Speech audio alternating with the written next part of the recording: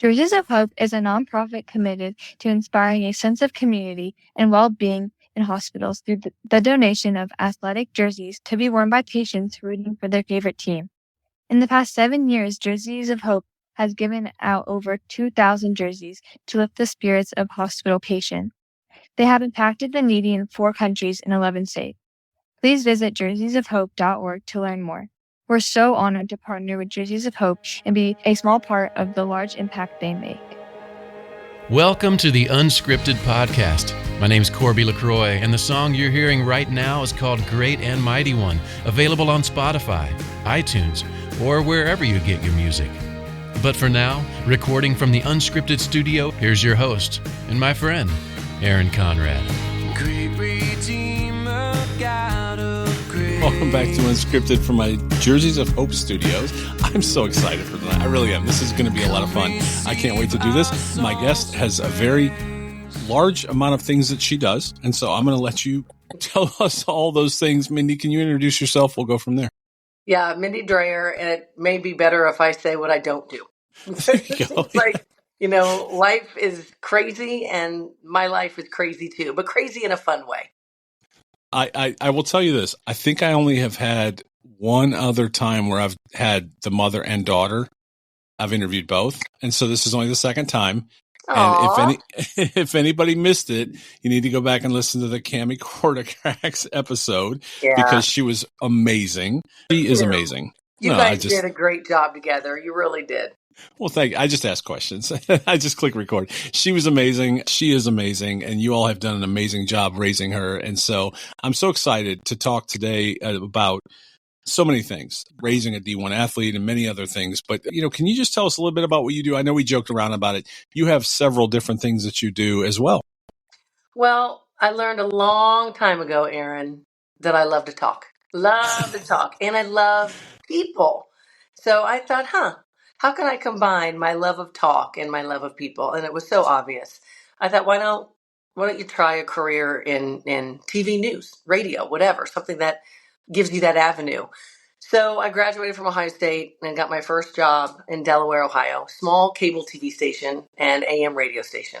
It really started from there, but like most journalists, you want to get with an affiliate. And it didn't matter to me if it was ABC, CBS, NBC. Those were the 3 main ones. Now you look at networks and the industry has changed so much.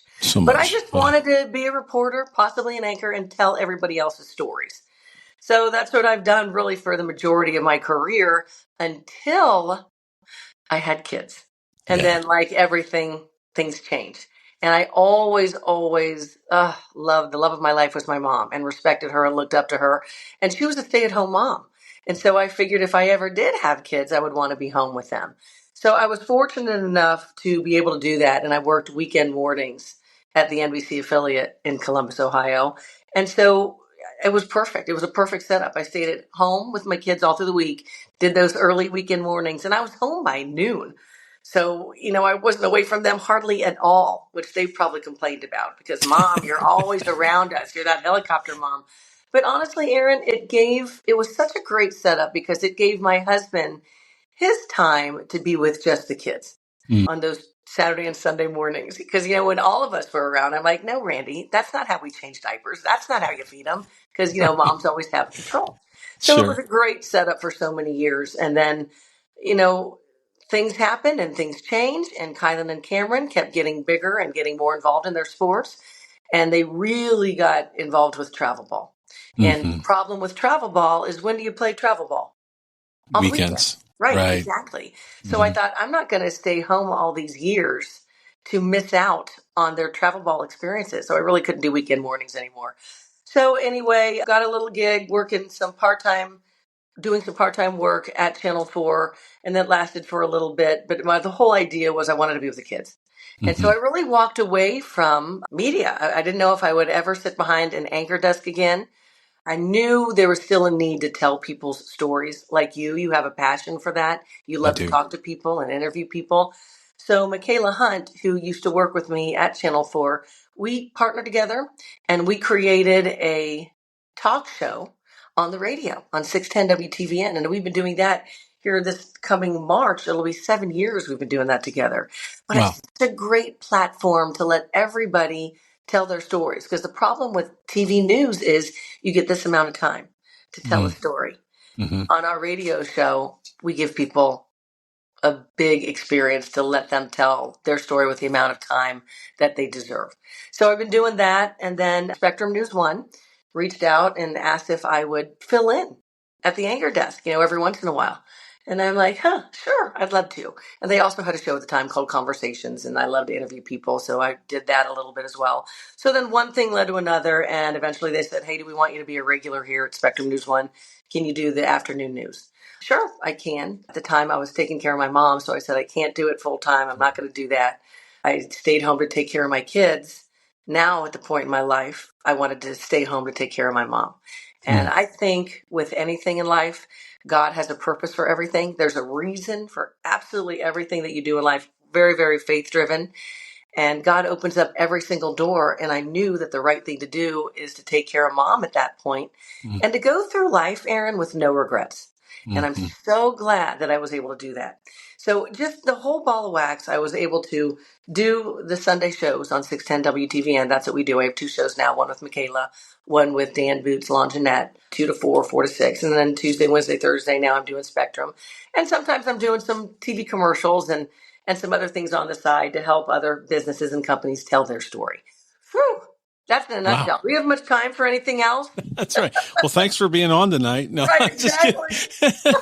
No, I'm just kidding. No, I'm that's all sorry. great. No, I really wanted to really lay the groundwork. You are very busy, but at the same time, you had to walk away from your career at times. I mean, there's a lot in what you said that we could unpack there. Like that's not easy. And so that's where I really want to talk about that when it comes to the kids and travel and those things, because you did have to walk away from your career, and a lot of parents have to make tough decisions.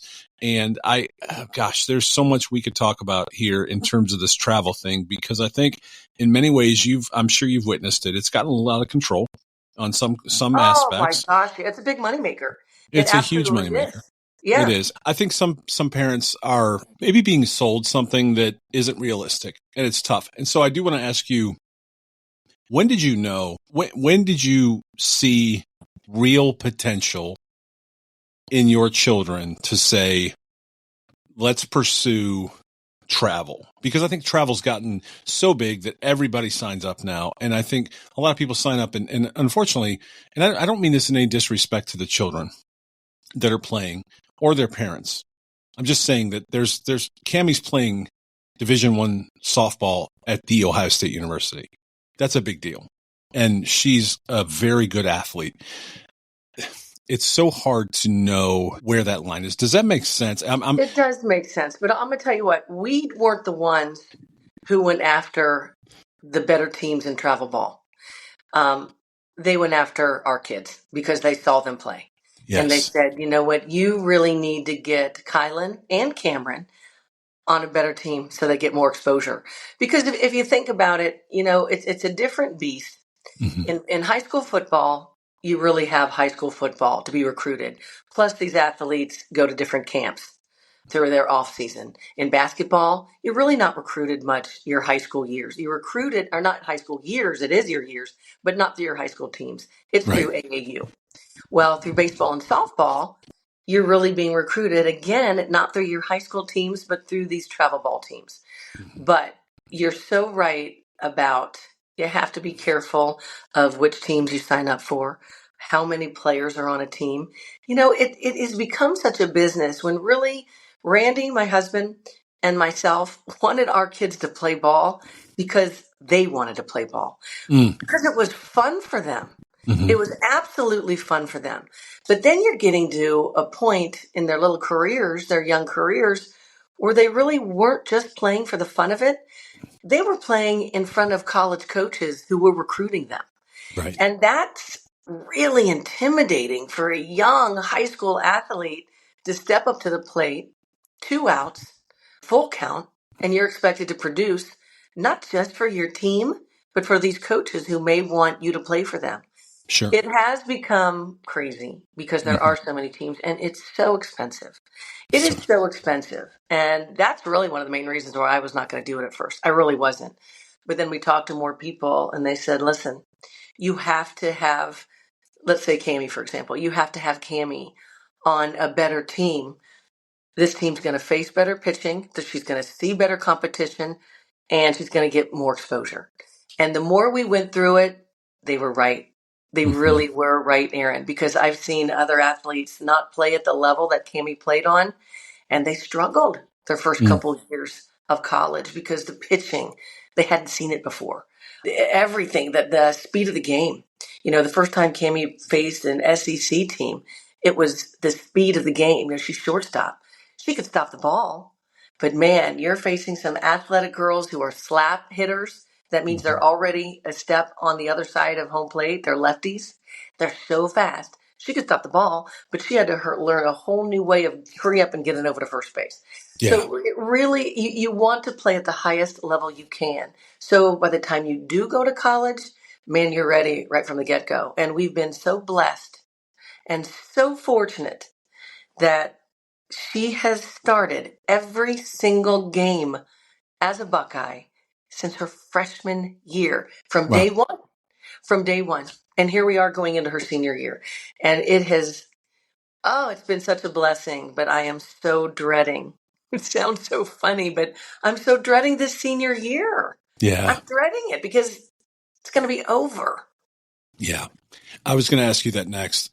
Thank you for leading into that.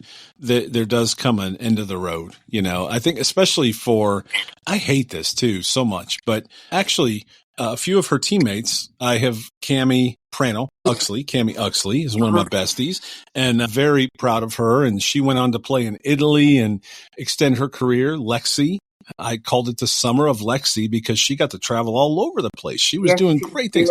And I love that for those young ladies, that they got to go live life, experience things that most of us will never get to experience, see places in this, the world. But there's not a next level for softball for the most part, right? There is. Or There's is there? Okay. professional softball, yes. Oh, yeah, right. Professional softball. It doesn't get the exposure as, let's say, the WNBA. But it is there. It does exist. There's not as many players in it. So the chances of Kami being able to do that, pretty slim. Yeah. But, there's a chance. I mean, she's done so exceptionally well at Ohio State and in the Big Ten in general. I mean, her sophomore year, she was first team all Big Ten. She was first team all defense, which means the entire Big Ten, the entire league and conference, they picked the best player in every single position. And she got that award as a sophomore at shortstop, basically saying, Kami Kortokrax, you're the best shortstop in the Big Ten. And then, her junior year, she did the same thing. She got first team all Big Ten again and made all regional. And so she's done great. She really has. But there's a lot of girls in the Big Ten and in other conferences across the country that have done great in their conferences as well. To be very honest, Ohio State isn't the strongest when it comes to softball. The Big Ten in general isn't the strongest when it comes to college softball. You're looking at Oklahoma, Florida, Florida State, Texas. There's so many big schools that develop some really good athletes. But I'm not saying it's out of the question for her. And she's talked about possibly going over to Italy. We're going to wait and see how her senior year goes and the opportunities that she may have, may not have. But I wouldn't say that a door is closed at all. I think she's very open to anything because honestly, she does not want to see her softball days end. I was trying to make myself feel better by trying to convince Kami about, Cameron, you'll be okay. Think of all the other opportunities you're going to have after softball. You'll be fine when it's over. She's like, oh, no, I won't, Mom. I'm going to hate it. I love Ohio State. I love being a Buckeye. And I'm like, oh, no, it's going to make Mama worse. It's going to make it so much worse when she steps on Buckeye Field for the very last time, when her name's announced on senior day in front of a crowd. And it's just to see what she has done at Ohio State. And I don't mean skill level. I don't mean the plays she's made or the home run she's hit. I mean the difference she has made in so many young girls' lives. Right. That to me, Aaron, is absolutely everything. I've had so many parents reach out to me and say, thank you for raising a faith-based girl. Thank you for Yeah. raising a girl that my daughter can look up to. And that's everything. She could be a heck of an athlete, would be a crap head on the field, and I'd be so disappointed. She has, touched so many lives because she's such a good human so far. Yeah. No, I think she is. And I think her future is bright no matter what she goes into. And I think you mentioned that she's going to have a world of opportunities ahead of her, whether it's softball or not, because of who she is. And so it's almost like we've talked about this, or you do this, you ask questions and talk stories all the time on a daily basis, because it's almost like you're teeing me up perfectly here. And I swear we have no notes. This is unscripted. No notes. No I got notes nothing whatsoever. but water in my hand, Aaron. Nothing but water. That's right. That didn't just happen. So, like, you all had to plant seeds in her. You raised her that way. And I think you all need to have some credit. I would think, as her parents, I always give credit to my wife, because anything good in my kids came from my wife. I'd have screwed those kids up a long time ago. But good answer. It's the truth. It is. And I genuinely mean it. I genuinely mean that. But at the same time, they are good kids. I'm very proud of my kids. And I'm very thankful that my wife, stitched on their hearts early their faith, and, just raised them up so well. And so I'm very proud of mine. And I know you're so proud of yours as well. What was it that how did you raise her? First of all, both thank your kids. you for that. Thank you Sure. for the kind words about Kami Joe. I don't know what we did. I just think, I really don't. It's not like we set out. It's not like Randy and I sat down and said, listen, let's do this, that, or whatever. Follow the ABC book of parenting, and we'll have pretty cool kids. Because we didn't. It's just, I think in life, you live what you learn, and you learn what you live. And Randy and I both, we care about others so much. We never, ever, ever put ourselves first. We're always looking out for other people or other animals. That's my big thing. It's not just people, but I love animals. And there'd be so many times that Kylan and Cameron are in the car with me, and there's something on the side of the road. Well, what am I going to do? I'm going to pull right over and try to help this animal or a person. If anyone ever needed anything, I'm an open door to help anybody. And I just think that they saw compassion and kindness in their parents' everyday life, just caring for others, and I just think that they noticed it. And through my mom too, she was so instrumental. My whole family, we're just people.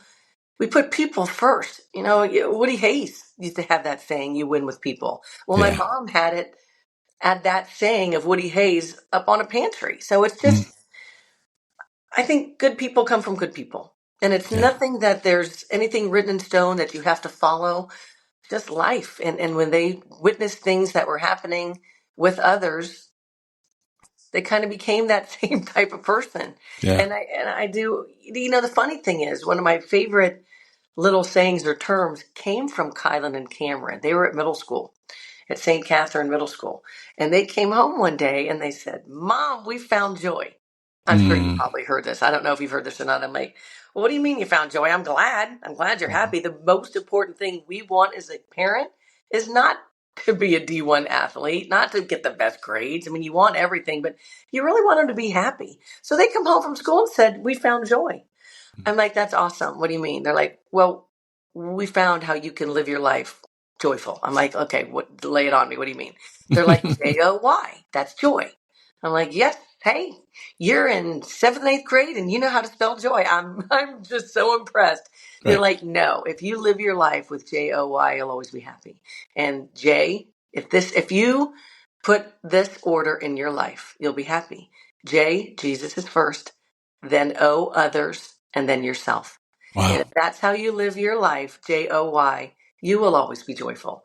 And I thought, that's really good. But they told me that. So I just think along the way, Aaron, things happen that just, I don't know, they're good little people. They're good little humans. I can only hope that they'll be good parents and then they'll create good little humans too, because we need a lot more people in this world that put others before themselves and definitely put Jesus above all. And I really do feel that way. Yeah. Well, it's clear that it was caught and not taught. based on what you're just saying, it seems like they caught how you all have lived your life. They caught that, and now they live their lives that way too. And that's so much of parenting. I mean, to your point about, a book and all the ABCs and 1, 2, 3s. Yeah. There's no manual that comes with each one, and each one of our kids is different. Right. How we parent them is we try to parent them the same way, but in different ways. We try to speak to each one to where we need to speak to each one because they all receive differently. And so I think, but how my wife and I live our lives, hopefully, is probably more caught than taught. And sometimes that's a bad thing in my case. Right. Right. Oh, yeah.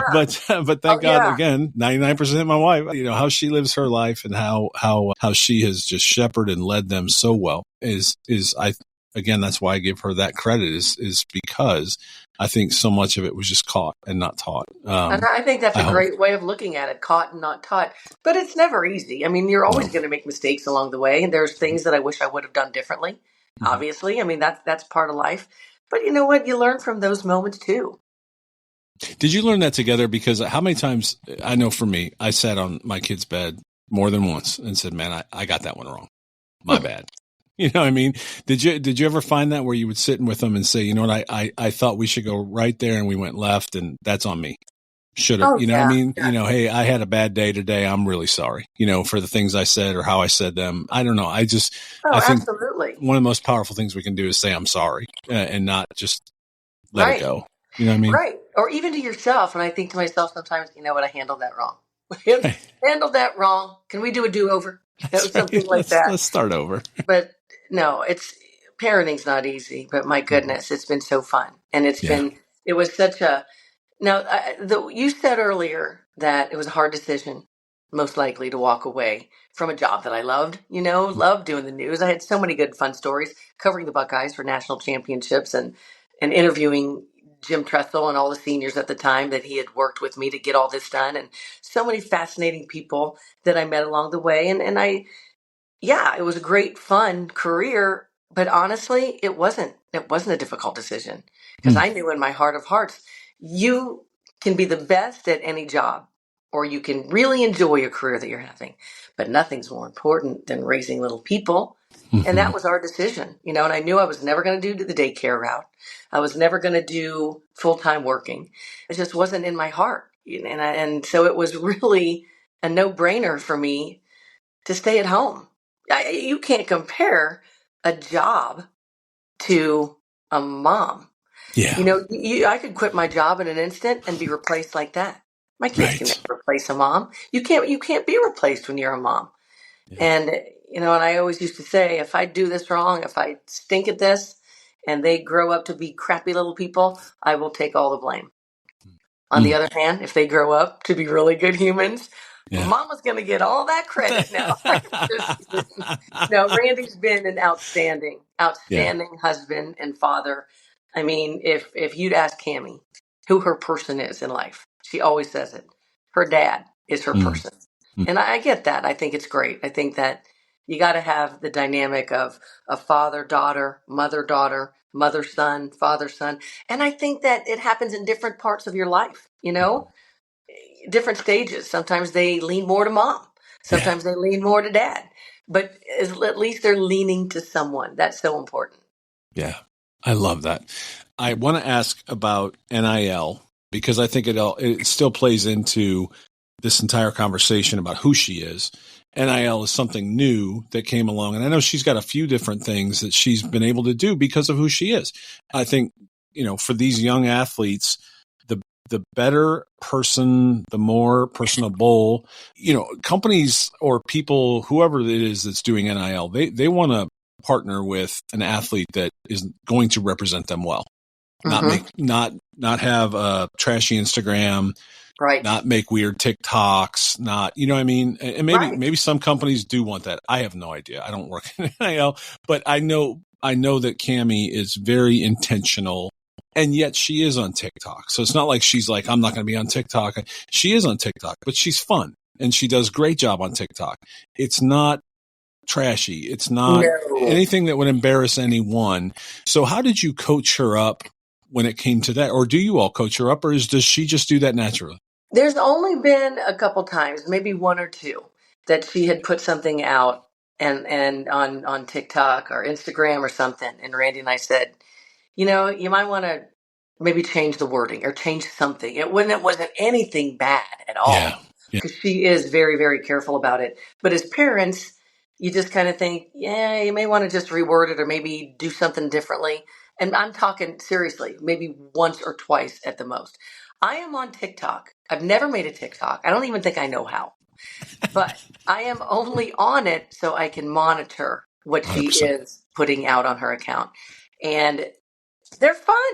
She's fun, which I think if you're going to be successful in that line of social media, you have to create a niche. And she has. Yeah. She makes fun of herself. I'd say 75 to 90% of her TikToks are based around softball and either doing these dances or, like I said, making fun of her striking out or swinging at a high. I mean, it's just, they're enjoyable, they're fun, they're charismatic, and they're a little contagious. And that's why, when you go to an Ohio State softball game, after the game, there is a sea of little girls waiting for Kami, and Cameron's always the last one to come out of that locker room. And I'm always like, come on, where is my daughter? I want to give her a hug. But I know that I have to play way back to be second fiddle, because there is a mob waiting for her. One, because of the person she is, because of how well she treats people. But honestly, I think a lot of it is because of what she's created on TikTok. She's got like some crazy million number of likes and 100,000 some followers. I mean, it is crazy. And it's fun to watch. But I swear, Aaron, when I see that, from the first time I saw it to the last time I see it, every single time when I see a mob of girls waiting in line to get my daughter's autograph on a softball, on a shirt, on a shoe, on a mitt, you can't help but get teary-eyed. Yeah. Because it's happening for all the right reasons, for the right type of person. She's a great role model. Yeah. She's just so wholesome, puts her faith out on those TikToks, lets everybody know. In fact, she'll look in this crowd of little girls waiting to talk to her and get her signature. She'll specifically look for a little girl wearing a cross, either on her bracelet or as a bracelet or on her necklace or something. And then as soon as she sees the first girl with a cross, she'll grab a religious type of verse bracelet that she has and gives it to this little girl. I love that. I do too. Yeah. That's just so cool. She doesn't like Taylor Swift friendship bracelets, though. She's not a Swiftie. No. She's not. And we had that conversation, so you'll have to go back. No. I'm not a Taylor Swift fan either. No. Honestly, I'm not either, and that's a whole nother reason. There's a whole nother conversation anymore. I'm really not, and I won't go into why, but I actually removed the picture that I used to have that was up there when I interviewed Kami, and we were talking about Swifties, and she's like, yeah, I'm not a fan. And I was like, did you see my picture back here? Anyway, it was fun. But okay. Enough about her, and I don't mean that in a bad way. I don't mean it sounded bad. We've spent a lot of time talking about her. About Kami. What do you mean? I got her on here. I got that shirt is awesome. Kami Joe, isn't that cool? That's right. It's so cool. It's to wear it. Right. And so that's the next question I want to ask. And then I do want to talk about one other thing with you, having been in the media. So senior day, I had the opportunity, again, friend of show, Caitlin Kaufman. I'm actually going to do Caitlin's wedding, which is crazy. I can't believe that. It'll be the first wedding I've ever done. Kami actually asked me to do her wedding, and I said no, because I didn't want to screw up her biggest day. Not my Kami. Just get that. No, yes. Kami Prantle, now Uxley, had asked me to do hers, and I said no, I don't want to ruin your biggest day. But Caitlin insisted, and so I'm going to do Caitlin's wedding, which I can't wait for. But I was there for her senior day and Lexi's senior day. And that's a big day. So it's very on brand for me to cry.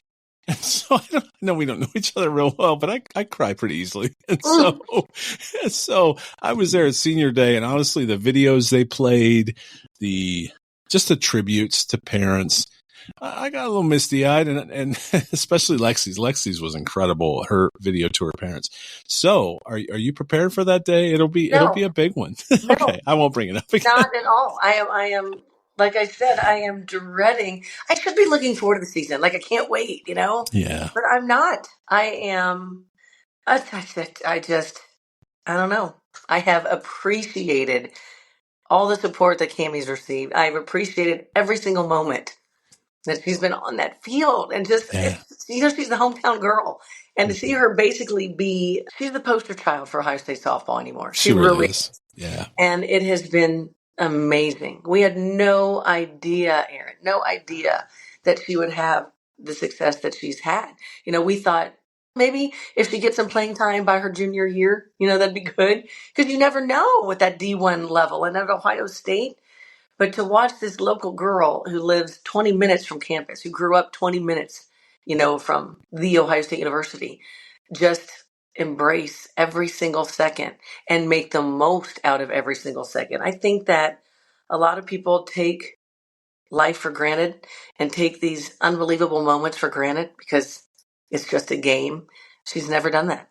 She has just enjoyed every single thing along the way, and watching her enjoy it is so rewarding. And I'm not ready for it to end.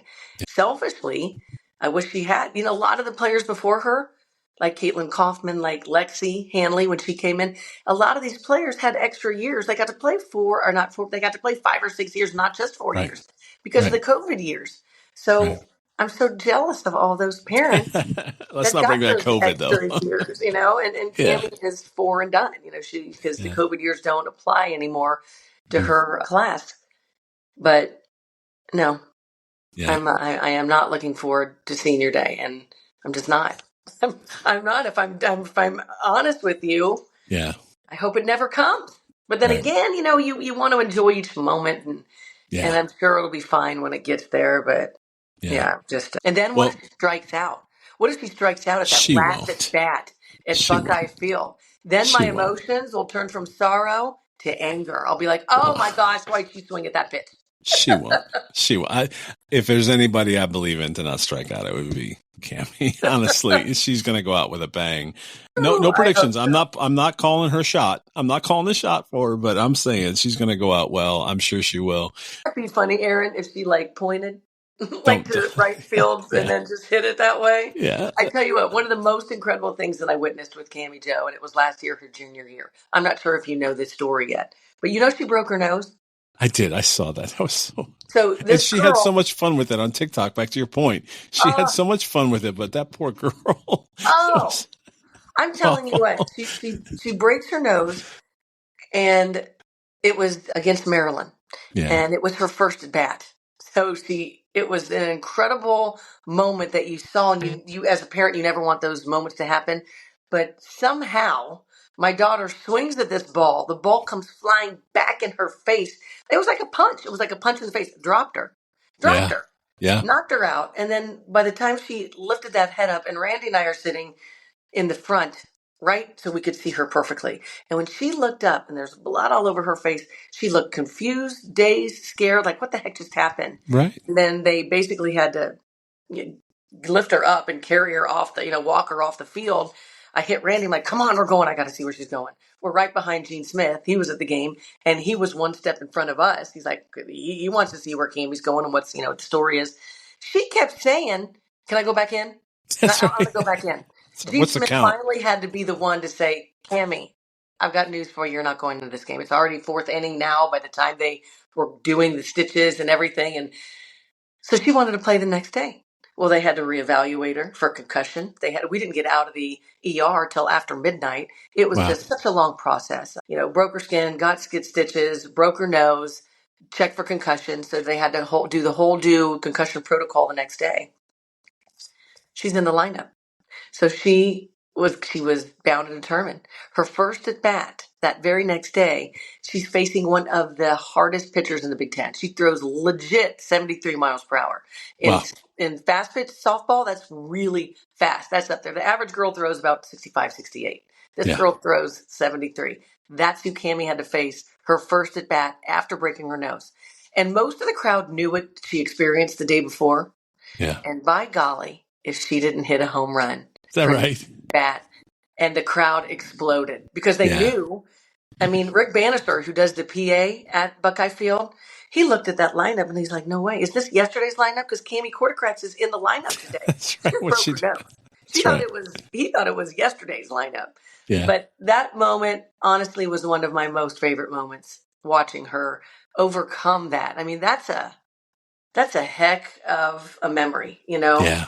You Yeah. step right into the line of fire and you crush it over the right field fence. I was like, whoa. You couldn't have written a better situation. And that's why I have all the faith in the world she'll do just fine on senior day. And so, all right, I do want to ask you one more question, and I've taken a lot of your time. And I don't want to get into a political conversation, but you have been in the media as part of your career. Mm-hmm. Have you seen the media change? Because I think that's happening in our world. And again, we don't have to talk politics at all. I'm just asking the question as someone who's been in the media. Have you seen things change for the media? So much so. It's honestly almost embarrassing because being in the field, TV journalism, and now radio, TV, radio, news, local news, for more than 30 years. It used to be, Aaron, you would give a story and you would give both sides of a story and you would let the audience, the viewer, decide what side they're on. You, as a journalist, as an anchor, as a reporter, you didn't have a dog in the fight. And that's not the way it is anymore. You have entire networks based toward one side or another. Right. And to me, it's crazy. I mean, and it's so slanted at times. It's absolutely mind-boggling. I can't believe that this is the road that we're traveling down as journalists. You know, the whole idea is to be unbiased. Yeah. And to let everybody else decide. And to show two sides of a story. It's just not the way it is anymore, unfortunately. It's a shame. Have you found yourself in a tough position where you've had to defend? And if there's anything I ask, you just can say pass if you don't want to get into that. But have you found yourself in a position where you didn't want to report it the way that it was presented to you? To your point, unbiased, so to speak. I think that with my age and experience, I make sure that what we're talking about on the TV end of it is balanced. Good. So I try to do what I can to either rewrite things or to ask a producer to add something. So it is balanced. On the radio show, it's a talk radio show, so I can be a little more opinionated because that's what it is. Yeah. It's an opinionated talk show. I just have to kind of, there's a fine line between what I'm doing, as a freelancer. So I kind of have to be a little careful with that. Yeah. But I don't know. It's a crazy world that's definitely changing. And honestly, I don't know how you reel it back in for some of these networks. And if you think about it, growing up, you had the three main networks to choose from. But now you've got so many different networks. And in reality, people don't really watch the news from TV anymore. Yeah. You get your information from your phones and from all these different social media sites. And you really have to be careful of what's real and what's not, because there are so much out there that is fake news. And it just is. You just have to be careful. Hopefully people do a lot of their own research to figure out what's legit. Yeah. Well, we could go into that a lot more and get into probably a lot of other trouble as far as talking about this topic. And I'm really trying to keep it not go there, because I think it's so easy to go there. And now you've irritated a bunch of people. It's just where we're at. Right. It's just a ticking time bomb. You know what I mean? I do love that you tell stories, because I always say that stories are never going to go out of style. Everybody's got one. So they're COVID proof, they're shutdown proof, everybody's got a story. And so I love to share stories, and I'm so glad that you do that. Can you tell everybody in the audience where they can follow you, where they can hear the show? I know you mentioned at the beginning. Can you just kind of tell everybody the links as to where they can find you? You can always find our Sunday morning shows, or it's Sunday afternoon actually, 2 to 4. And then 4 to 6. So I'm basically on the air from 2 in the afternoon until 6 in the evening on 610 WTVN. It's a statewide radio station, or you can always go to 610WTVN.com, and you can always listen live that way. Spectrum is really cool, Spectrum News 1, because it's a statewide cable station. So I have family down in Cincinnati, friends up in Cleveland, and they're like, we can watch you on the news now. It used to be I was just in Columbus, but now... being part of Spectrum, you're on throughout the state of Ohio. And that's just, you have to be a Spectrum Cable subscriber, obviously, to get that news. But I'd say I'm here and there and everywhere, sometimes in commercials. Sometimes I'm going to pop up whether you want to see me or not. I'm always lurking, Aaron. That's right. Well, I'll ask you one. We'll give a shout out to one of your sponsors, and they're not paying me at all. But I am always curious because I see the commercial for the siding. Is that good stuff? Because you were saying, I mean, Rhino Shield, the paint. Yeah, exactly. Like you say, because honestly, that commercial works great. Because honestly, you're like, hey, does your siding look like this? And I'm like, yeah, it does. And then you say, hey, we did this, and then your house looks gorgeous. I cannot believe the difference. And maybe it's because my house looks so bad leading up to, Yeah. But it is probably the best thing we've ever done as an upgrade to this house was get Rhino Shield. It's the thickest. When Randy and I take the dogs for a walk every single night and day. When I walk and I look at that house, I'm like, I love it. I really, really, really do. But anything that you would see if I'm advertising something, I will not advertise something if I don't believe in it. I will not do that. Yeah. I can't. I'm not going to lie. I'm not going to lie. Well, shout out Rhino Shield because it's a great commercial, and I'm glad the house looks nice. It really did catch my eye. It's a great ad. And you know what? I'll never have to paint my house again. That's right. There you go. Seriously, I'll look for a check from Rhino Shield. No, I'm just kidding. I really won't, but I do love the commercial because when it says, "Does your house look like this?" I'm like, it sure does. And great commercial, great ad. I mean, we had holes in the walls from my son pounding. It's a long story, but it definitely needed work, and now it doesn't. Yeah, there you go. Rhino Shield, and you can probably find them somewhere online. But there you go. See, I even got a song. All right. Thank you so much. It's been so wonderful to spend time with you. It was wonderful to spend time with your daughter. I have not had the blessing yet to meet your husband, but I'm sure he is wonderful as well, or your son. Yeah. You know what? Aaron, you can make that happen. Okay. When you come to Buckeye Field this season. Oh, I see that. Okay. Well, and there. Bring your family. I will. I have an Ohio State hat. It has numbers on it. Did you see that? I'm not even an Ohio State fan. And I didn't even mention the fact that your daughter, I think, went 2 for 3 or 3 for 4 against my Tar Heels, or that Lexi struck out 9 of my Tar Heels. I'm not bitter. I'm not upset. And then they won. They went down to Chapel Hill and beat my Tar Heels. Yeah. So yes, I will show up at Buckeye Field. I will wear my Ohio State hat. You have to. Absolutely. I will. I'll be there. No, I would love to. And let me ask that. It's typically free, correct? At least it used to be. Every single year. They started charging for the first time last year. You want to know why? It's probably minimal though, right? Oh, it's like $5 or something or $7. It is absolutely minimal. But you know why they're charging? Because of Michigan's former head coach, Coach Hutch. She came to a game there, and it was when Ohio State was playing Michigan at Buckeye Field. And it was wall-to-wall people. And I think that they may have had a bus or two from Ann Arbor. They weren't able to get into the game because it was wall-to-wall people. Yeah. So she takes a picture of the crowd and says something about, real nice, Ohio State. You charge for baseball, but not softball. What about equal rights here? Well, that's all she had to say. Coach Hutch has spoken. So they implemented now. They charge. And I thought, darn it, because they would get decent crowds. I thought those were going to go away once you start charging. You know what? The exact opposite happened. First year charging was last year, Kami's junior year. Almost every game was a sellout. Yeah. Like it was wall-to-wall people. And I was so glad to see that because, you know what? They deserve it. They deserve to have a crowd there cheering them on. No doubt about it. And they did. So I'm so hopeful that Kami's senior year will be the same thing. You love to see those stands packed full of people.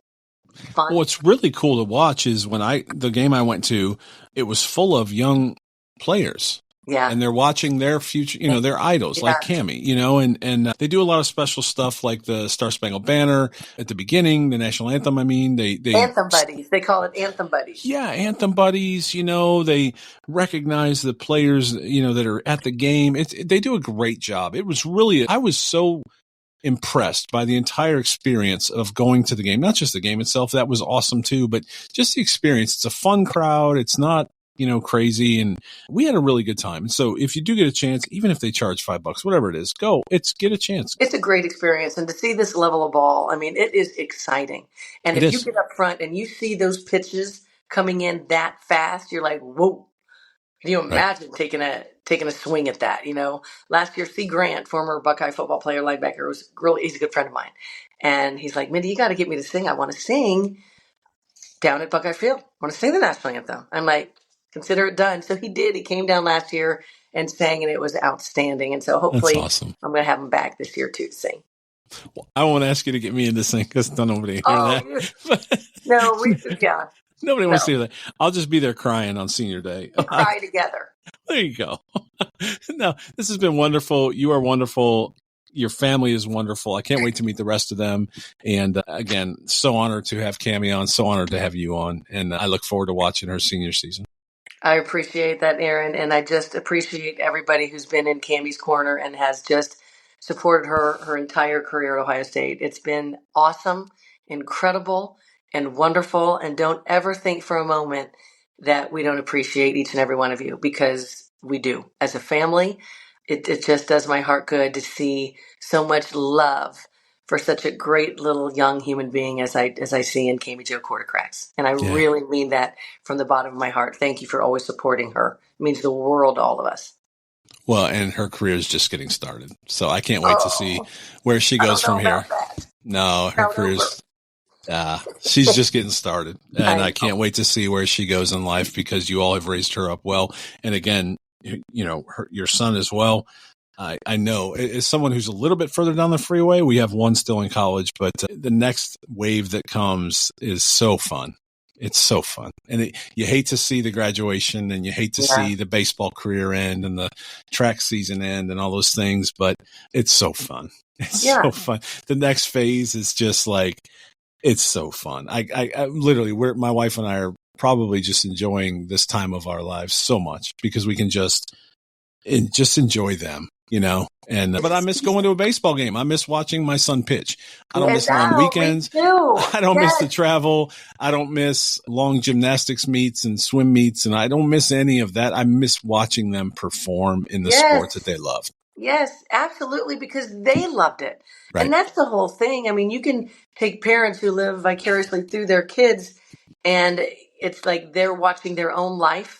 And that hasn't been us at all. We have enjoyed watching them because they have enjoyed it so much. Yeah. Now, pitching, you brought up your son used to pitch. My son would pitch as well. That's one of the most nerve-wracking things. Oh, it's brutal. You're like, oh my gosh, you throw a strike. Oh my gosh, I can't believe that kid just hit a home run off my son. Things like that. Yeah. And it is, honestly, as a parent, it is one of the most seriously nerve-wracking things to have a kid pitch. Yeah. Really. It's just brutal. Oh. It's brutal, especially when their dream school is there. You mentioned that earlier. Their dream school is there, and you're like, all right, buddy, this is it. Like, let's go do it. And he can't throw a strike. It's like, oh. Yeah. Anyway, but he ended up right where God had him, and it's wonderful where he ended up. And so, but yeah, that was a rough day. It was just, I think he was so nervous, but we're real proud of him. I'm real proud of all three of us. So anyway, we could talk all night. We could talk all night. So this has been wonderful. You'll have to come back on after senior day and update us on what Kami's doing, and bring Kami with you, and we'll just have all three of you on. It'll be fun. That would be absolutely fun. She was supposed to be coming in here any minute, and I was going to have her just pop in there. She's actually here in town in Westerville working out up the road, and her and Randy are working out together. And I said, if you get done early, come in and pop in, say hi to Aaron. All right. Yeah, that's right. Well, tell her I'm going to get off and listen to some Taylor Swift. No, I'm kidding. I'm not. I'm not. No, you're not. I am not. I'm going to listen to Taylor Swift. But anyway, tell her I said hello, and thank you so much for being on this evening. Thanks, Aaron, and go Bucks. That's right. I'll say go Bucks. I'll say. Take care. Talk soon. Okay. Thanks for joining us for another episode of the Unscripted Podcast with your host, Aaron Conrad, from his studio in Old Hilliard. Make sure to like, share, follow, and review on your favorite podcast platforms. Also, make sure to check out my song Great and Mighty One on Spotify, iTunes, or wherever you find your music. We'll see you next time on Unscripted with Aaron Conrad.